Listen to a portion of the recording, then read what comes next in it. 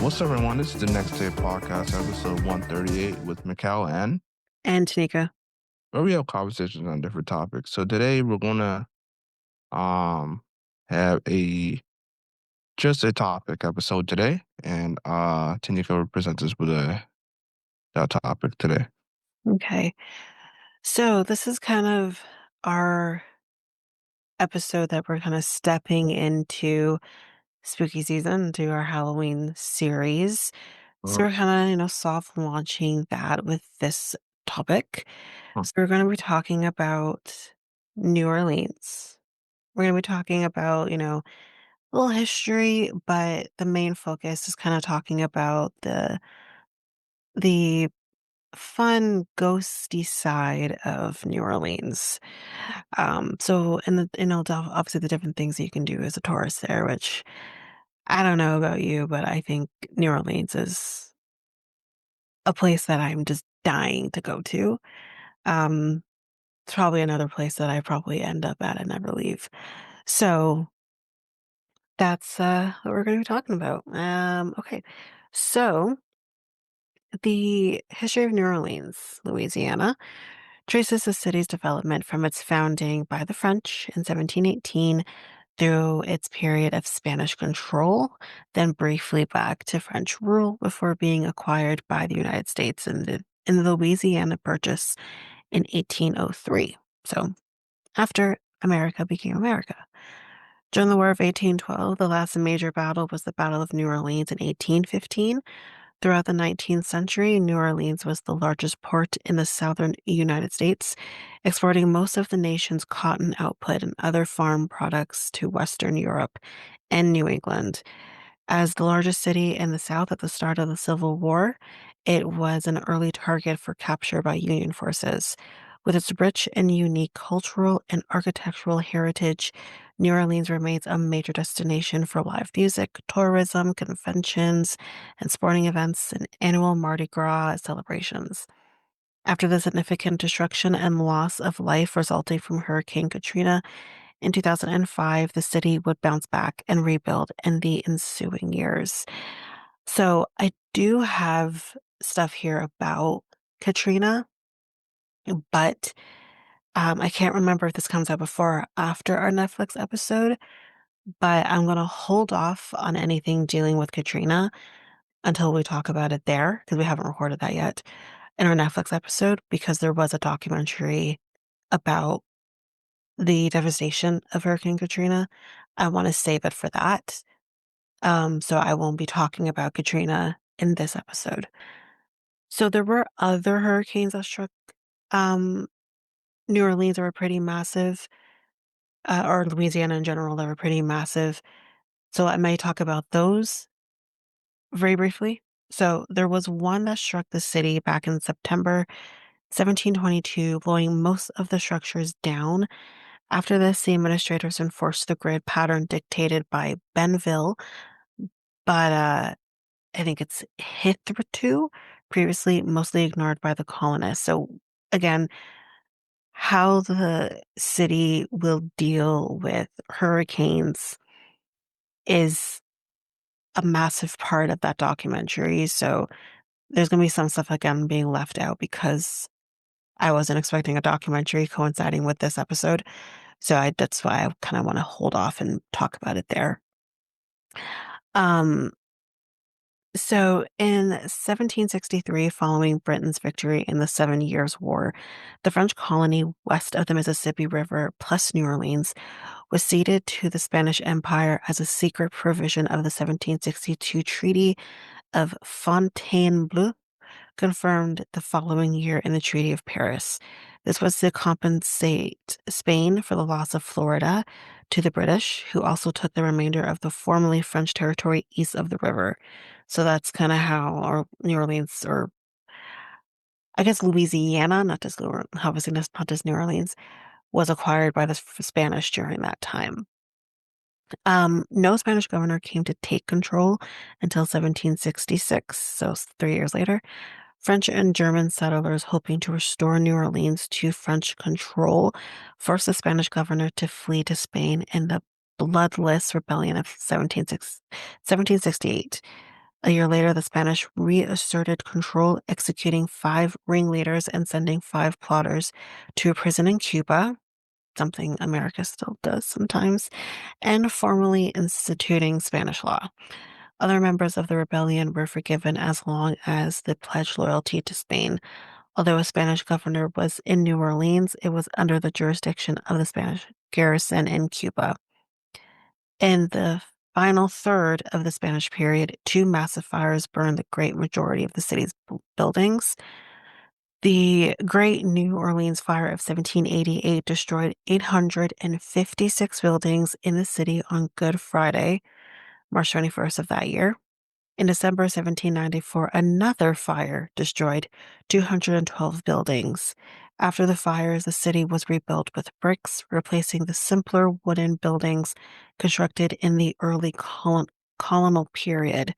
Much of the 18th century architecture still present in the French Quarter was built during this time, including three of the most impressive structures in New Orleans, and that is St. Louis Cathedral, the Cab Ildo, and the Presbytery.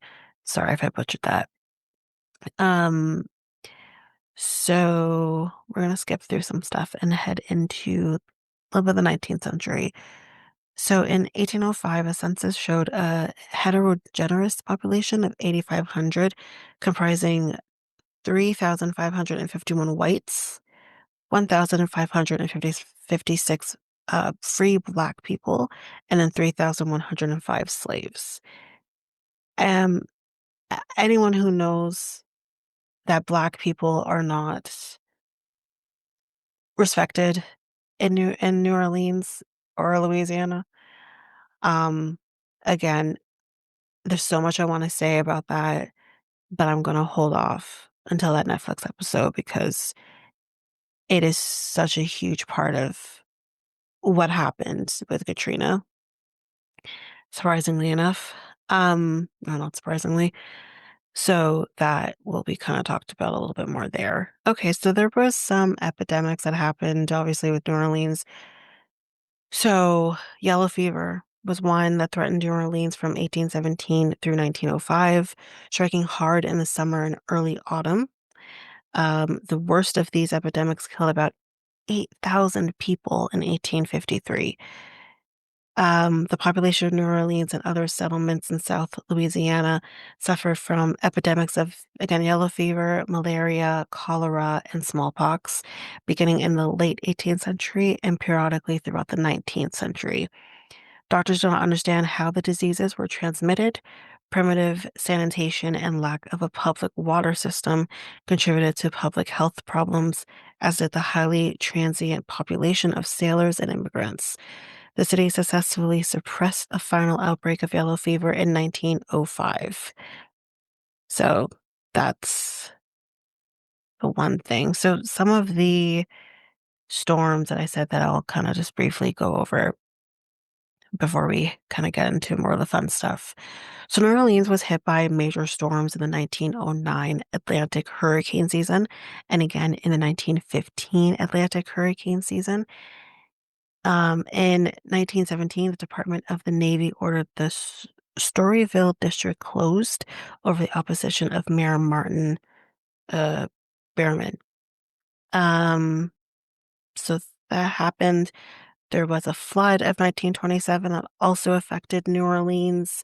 That happened in the Great Mississippi Flood in 1927. That so some fun. We're kind of going to a little bit more fun now. A little bit, well, if you want to call it fun.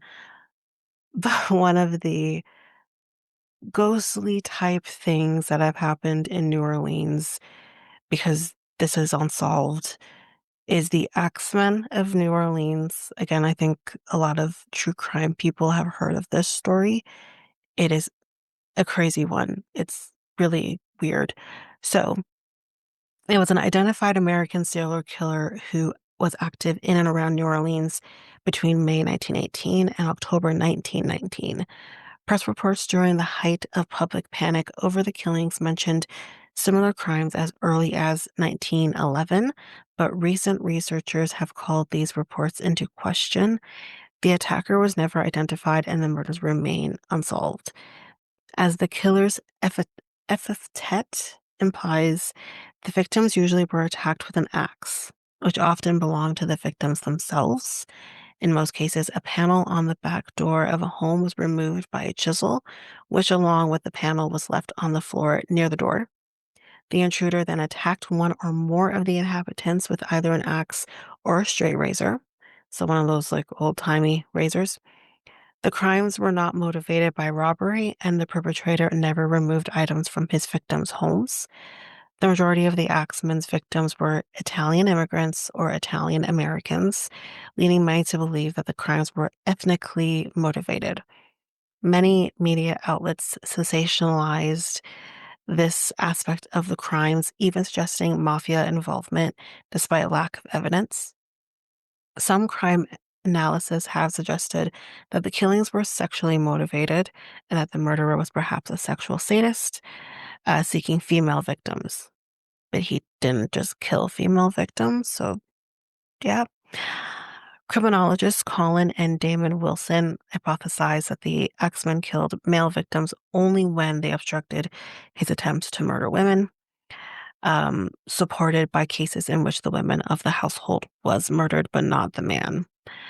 A less plausible theory is that the Axeman committed the murders in an attempt to promote jazz music. More on that in a minute. Suggested by written correspondence attributed to the killer in which he stated that he would spare the lives of those who played jazz in their homes. On March 13th, 1919, a letter purporting to be from the Axeman was published in newspapers saying that he would kill again at 15 minutes past midnight on the night of March 13th, 1919. Sorry, yeah, March 19th, but would spare the occupants of any place where a jazz band was playing, a jazz band. Um, that night, all of the city's dance halls were filled to capacity, and professional and amateur bands played jazz at parties and hundreds of houses around town. There were no murders that night. So I'm going to read the letter from the Axeman and what kind of added to the mystery, I guess, of this whole thing. So, hell, March 13th, 1919, esteemed mortal. They have never caught me, and they never will. They have never seen me, for I am invisible, even as the ether that surrounds your earth. I am not a human being, but a spirit and a demon from the hottest hell. I am what you Orleanians and you foolish police call the Axeman. When I see fit, I shall come and claim other victims. I alone know whom they shall be. I shall leave no clue except my bloody axe, besmeared with blood and brain of he whom I have sent below to keep me company. If you wish to tell the police to be careful not to rile me, of course I am a reasonable spirit. I take no offense at the way they have conducted their investigations in the past. In fact, they have been so utterly stupid as to not only amuse me, but his satanic majesty, Francis Joseph, etc. But tell them to beware, let them not try to discover what I am, for it were better that they were never born than to incur the wrath of the Axeman. I don't think there is any need of such a warning, for I feel sure the police will always dodge me, as they have in the past. They are wise and know how to keep away from all harm. Undoubtedly, you Orleanians think of me as a most horrible murderer, which I am, but I could be much worse if I wanted to. If I wished, I could pay a visit to your city every night. I could slay thousands of your best citizens, for I am in close relationship with the angel of death. Now, to be exact, at 12:15 earthly time on next Tuesday night, I'm going to pass over New Orleans. In my infinite mercy, I'm going to make a little proposition to you people. Here it is.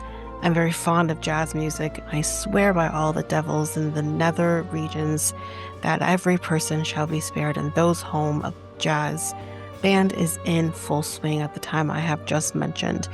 If everyone has a jazz band going, well, then so much the better for you people.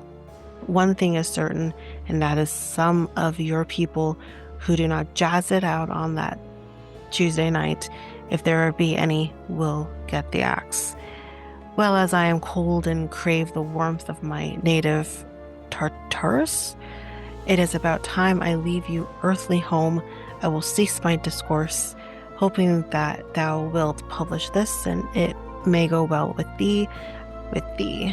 I have been, am, and will be the worst spirit that ever existed, either in fact or realm of fantasy, the Axeman. This is a crock of shit. Like, to me, I don't think this was ever written by the actual person. I think this person just wanted a party, so he wrote the letter and said he was the Axeman. I don't know. It was stupid. But anyways, as mentioned, they never found who this person was. To this day, it's unsolved. So that's basically that. Um, moving on. Again, they do talk about like the other, like the victims, but it's a lot. Unfortunately, he did hurt many and killed others. So if you want to read more on that, you can do the research on his victims. Podcasts have covered this as well, in full, so you can also listen to that. But let's move on to another kind of ghostly thing as well that is a true and horrific story, but there is rumor that this particular location is haunted in New Orleans. So Marie Delphine McCarty, this or McCarthy, who was born on March 19th, 1787 and died December 7th, 1849, more commonly known as Madame Blanque, or after her third marriage as Madame Lalaurie, was a New Orleans socialite and known serial killer who tortured and murdered enslaved people in her household. Born during the Spanish colonial period, Lalaurie married 3 times in Louisiana and was twice widowed. She maintained her position in New Orleans society until April 10th, 1834, when rescuers responded to a fire at her Royal Street mansion. They discovered bound slaves in her attic who showed evidence of cruel, violent abuse over a long period. Laurie's house was subsequently sacked by an outraged mob of New Orleans citizens. She escaped to France with her family. The mansion, traditionally held to be Laurie's, is a landmark in the French Quarter, in part because of its history and for its architectural significance. However, her house was burned by the mob, and the Lalaurie mansion at 1140 Royal Street was in fact rebuilt after her departure from New Orleans. So, her early life. Marie Delphine McCarty was born in New Orleans, Spanish Louisiana on March 19th, 1787, as one of 5 children. Her father was Louis Bartholomew de McCarty. Originally, no, I'm not going to try that. It's too much French. Whose father, Bartholomew de McCarthy, moved the family to New Orleans from Ireland around 1730 during the French colonial period. Her mother was Marie Jean Herbal, also known as the widow Lecomte, as her marriage to Louis B. McCarty was her second. Both of the Delphine's parents were prominent in the city's European Creole community. Her uncle by marriage, Esteban Rodriguez Miro, was governor of the Spanish American provinces of Louisiana and Florida during 1785 and 1791, and her cousin Augustine de McCarty was mayor of New Orleans from 1815 to 1820. Delphine was only 4 years of age when the Haitian Revolution erupted in 1791, something that made slaveholders in the southern United States and the Caribbean very afraid of resistance and rebellion among slaves, God forbid. Delphine's uncle had been killed in 1771 by his slaves, Good. And the revolution had inspired the local Mina conspiracy in 1791, the Pointy Coup conspiracy in 1795, and 1811 German Coast Uprising, all of which caused many slave owners to abuse slaves even more harshly out of fear of insurrection. On June 11th, 1800, at age 13, Delphine married Don Ramon de Lopez y Anglo. Um, these names.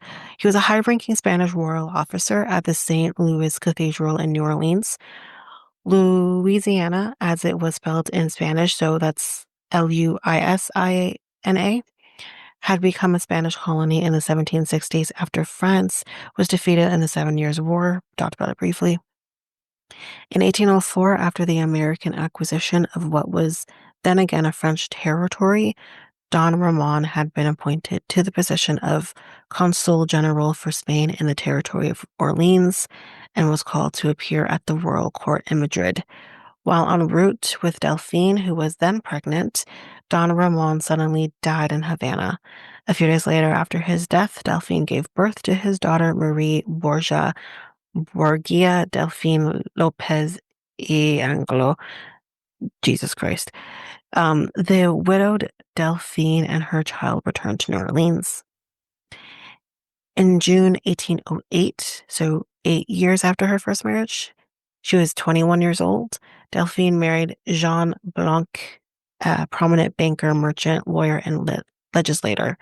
At the time of the marriage, Blanc purchased a house at 409 Rural Street for the family, which became known later as the Villa Blanc. Delphine had 4 children by Blanc named Marie Louise Pauline, Louise Marie Laurie, Marie Louise Jean, and Jean Pierre Paulin Blanc. The elder Jean Blanc died in 1816. On June 25th, 1825, Delphine married her third husband, physician Leonard Louise Nicholas Lalaurie, who was 15 years her junior. Get a girl. In 1831, she bought property at 1140 Rural Street, which she managed in her own name with little involvement of her husband. In 1832, she had a 2-story mansion built there, complete with attached slave quarters. She lived at the residence with her third husband and 2 of her daughters and maintained a central position in New Orleans society. The marriage soon showed signs of strain, however. On November 16th, 1832, Delphine petitioned the First Judicial District Court for a separation from bed and board of her husband, in which Delphine claimed that Lalaurie had treated her in such a manner as to render their living together unsupportable, claims which her son and 2 of her daughters by Jean Blanc confirmed. The separation does not seem to have been permanent, as Dr. Lalaurie was present at the Royal Street House on April 10th, 1834, the day of the fire. Accounts of Delphine's treatment of the people she enslaved between 1831 and 1834 vary. Harriet Martineau, recounting tales told to her by New Orleans residents during her 1836 visit, claimed that the enslaved people of Lalaurie were observed to be singularly haggard and wretched when compared to other enslaved individuals. However, at least in public appearances, Lalaurie was seen to be generally polite to her black people, or to black people, and solicitous of the health of those enslaved. Funeral registers between 1830 and 1834 document the deaths of 12 enslaved people at the Royal Street Mansion, although the causes of said deaths are not mentioned.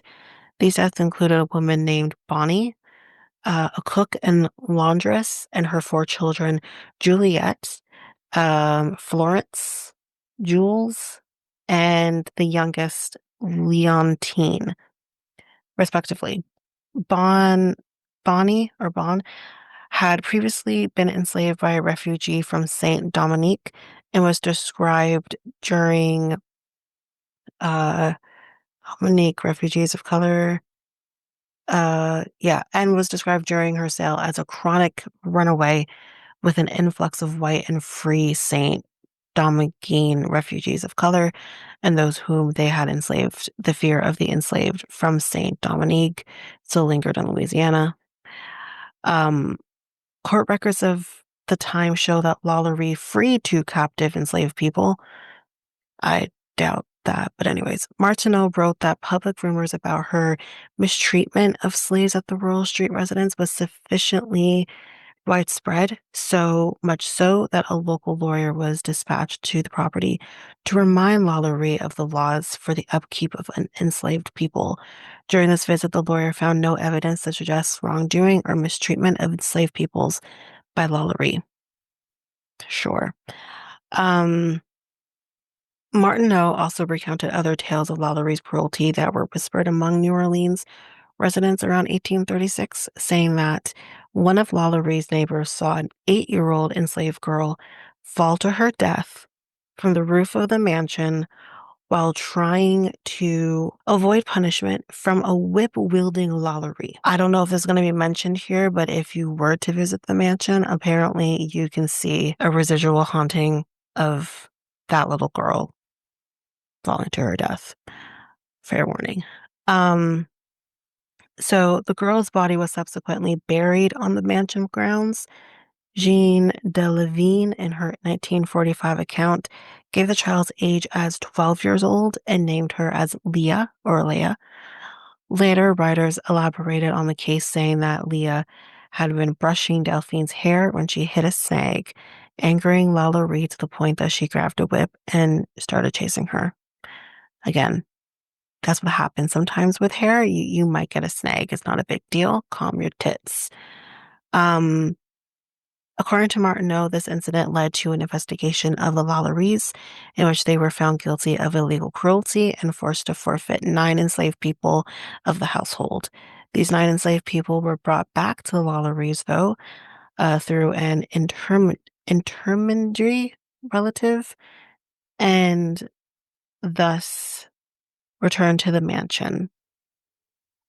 Mm, Send them back to this. This woman's horrific. Like, she's horrific. Anyways, on April 10th, 1834, a fire broke out in the Royal Street mansion, beginning in the kitchen.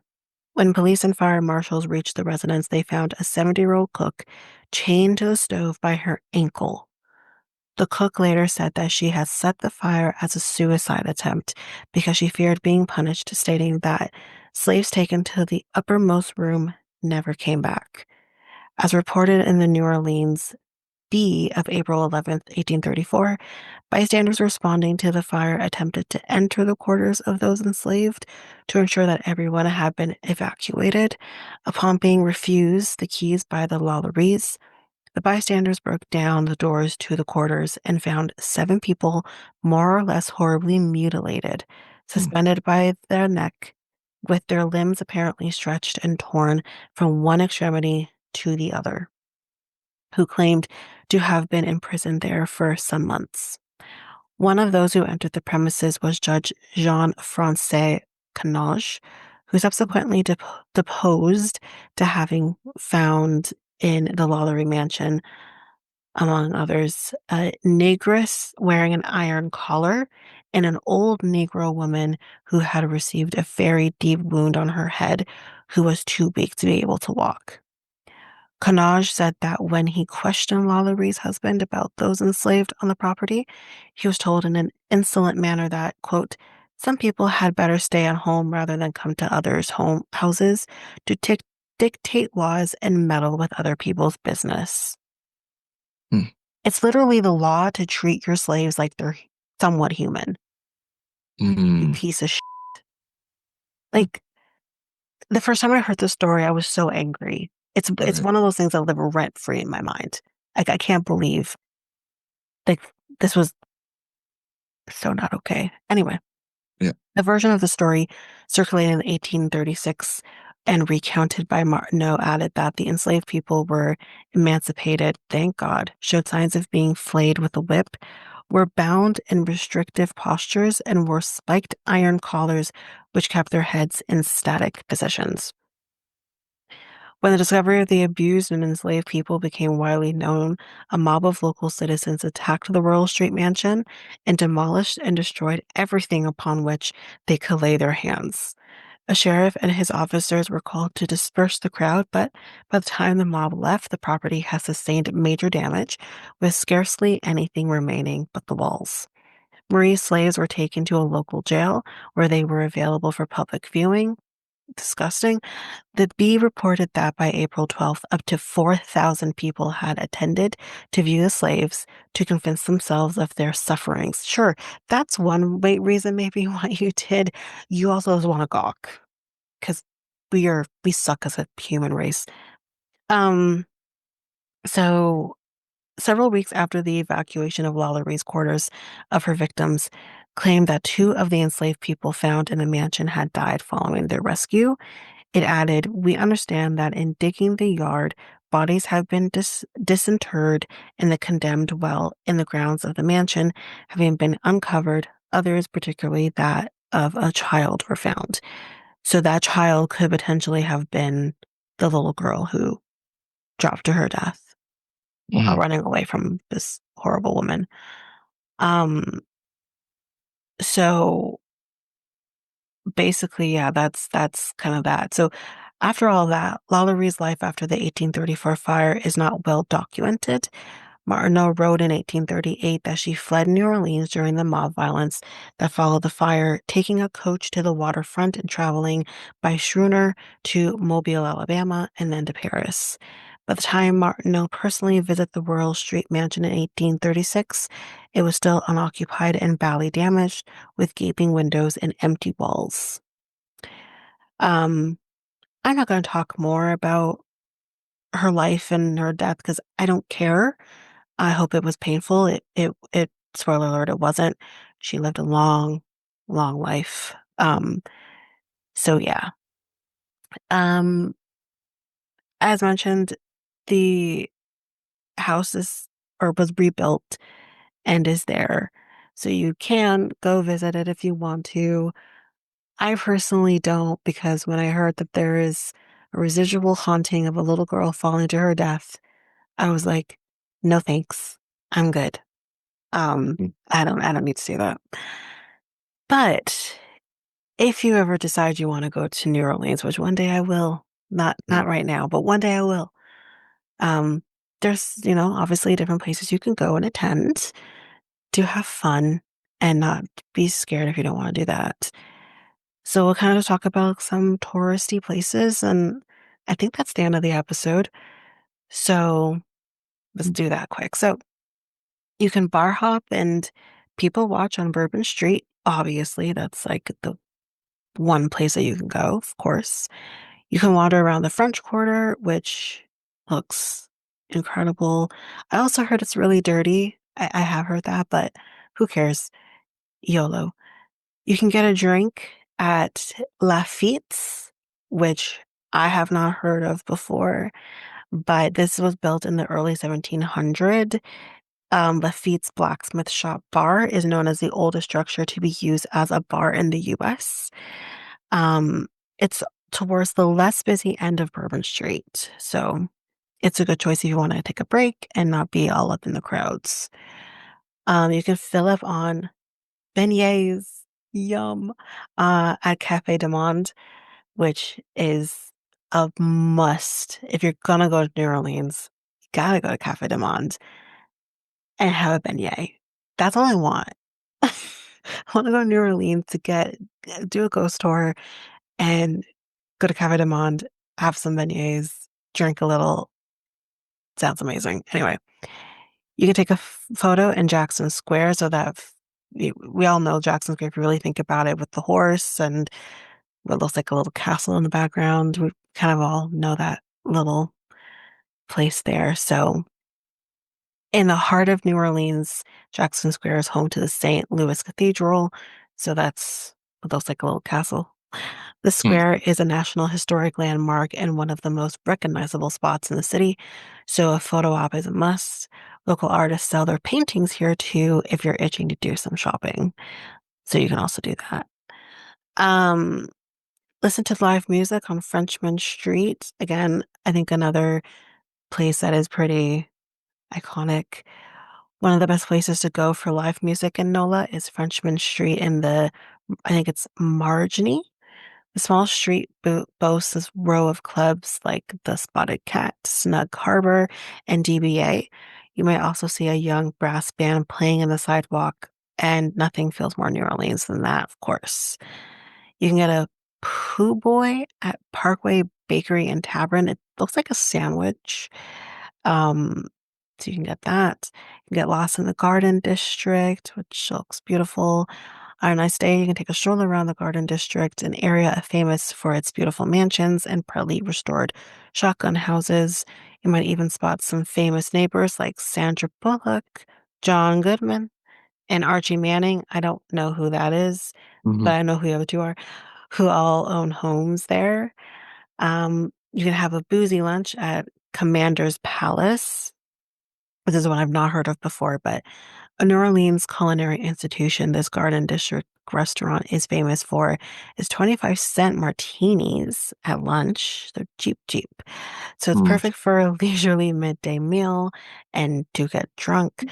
You need a reservation and make sure you follow the dress code, whatever that is. You can take a streetcar down St. Charles Avenue. You can go uptown for Mardi Gras if you want to do that. Mhm. While outsiders may think Mardi Gras is one risque day, it's not. Locals begin celebrating well before the actual day at family-friendly parades throughout the city. If you want to do Mardi Gras like a New Orleanian, arrive a few days earlier to catch some of the biggest parades uptown, like I think it's Cruy of Muses, which takes place the Thursday before Mardi Gras. You listen to live jazz at Preservation Hall, wander through the shops on Magazine Street. Made for a day of shopping, the 6 Mile Street is home to antique shops, art galleries, clothing boutiques, and more. Once you've worked up an appetite, it's also a restaurant destination with everything from the Pooh Boys at Mahoney's to James Beard Award winner Shaya, I think is how you say it. Mhm. Um, you can cheer on the Saints. If you're gonna be in New Orleans, you might as well. At the Caesar Superdome. Superdome is something I'll be talking about more during our Netflix, or if you already heard it, potentially. I can't remember when this comes out. Um, but we'll talk about the Superdome. You can book a room at Hotel Monteleone. So if you're looking for a classic New Orleans hotel in the French Quarter, this is it. The upscale spot has been around since 1886, offers a number of luxury suites, and has an overnight menu if you're hungry after a long night in the quarter. Mhm. You can plan your visit around Jazz Fest. So that's something that happens there. The entire state of Louisiana is famous for its festivals, and New Orleans itself hosts more than 130 of them a year. The most well known is Jazz Fest, actually called New Orleans Jazz and Heritage Festival, which has hosted the world's most talented musicians across genres such as Aretha Franklin, John Mayer, and Trombone Shorty. I haven't heard of that last person, but anyways, taking the scenery of City Park, which is beautiful. For those people who watch like Bachelor, for example, we have seen New Orleans on one of the seasons or a few of the seasons. And when they go into that park, like I was saying, yeah, the park is beautiful. Like it's just beautiful. Anyways, Mhm. Mhm. um, so there's a couple more. You can take in the history at the National World War II Museum. Did not know there was one of these in New Orleans, but the city is home to the country's official museum for the war. You'll learn a lot about America's involvement, including the crucial Louisiana-made Higgins boat. Um, so that sounds, I mean, I love museums. Mhm. I think World War II was such an interesting, I mean, not interesting is the wrong word to use, but World War II is one that's kind of, I guess, always stuck in my memory more so than like World War One, for example. Right. So that would be fascinating, I think. And last but not least, how could we ever leave this one out when you're in Louisiana? You can spot a gator on a swamp tour. You can do that too. Not me, not I, but you can if you want to. Um, but yeah, like that's New Orleans. I was planning for the episode to be a little bit more longer, but because of that documentary that came out about Katrina, which I watched, and um, I will talk obviously a little bit about it. Um, my takeaway from that, so that is that discussion will kind of happen on Katrina, which is obviously a huge part of Louisiana and in particular New Orleans uh, history. So we'll talk more about it there. But that's just kind of our step into Halloween series that's coming up starting next week. Yep, definitely. That's Hmm. gonna happen. Yeah. Halloween's coming, and Yes, it hopefully you is. guys are ready to listen Uh, to the episodes that are yeah. coming. Yeah. And I mean, we can kind of give a look into what's to come Hmm. for the Halloween series. Again, like I've mentioned, it's going to look different than what we did last year. Right. Um, so we're going to be talking about superstitions, which can have a spooky side to it. Hmm. We're going to talk cryptids, so that's going to be a fun one. Hmm. We're going to talk sleep paralysis because God knows that's scary. Right. Um, because for some, like people talk about like sleep paralysis demons. Hmm. I haven't, well, that's not true. I've kind of dealt with that in a different sense though than what others have. Mm. Um, I don't have a lot of sleep paralysis in general, but I Right. have experienced it. I feel like a lot of us have at least experienced it once or twice in your life. But like sleep paralysis can be so crippling for people. It's such a fascinating topic.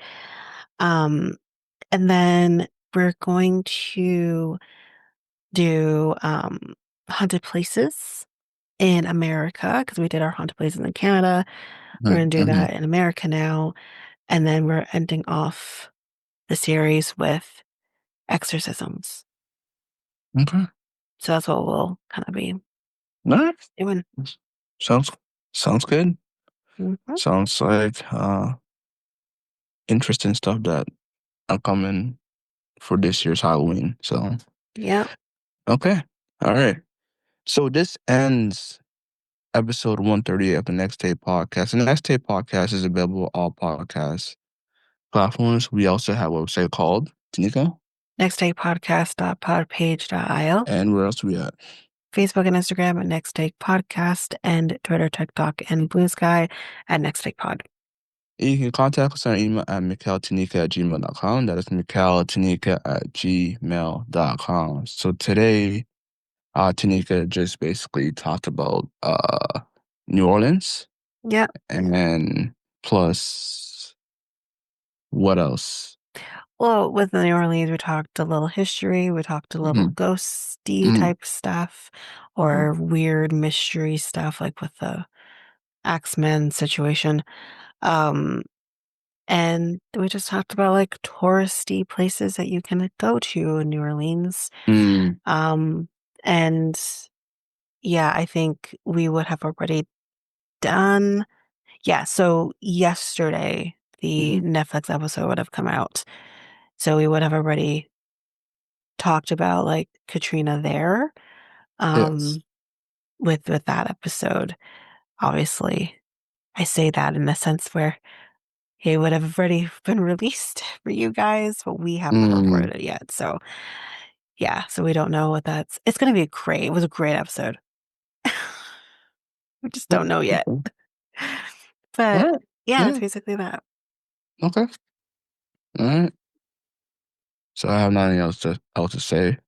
So I'm Mikal, and And I'm Tanika. we're out until Next week. next week. Peace, guys. Bye.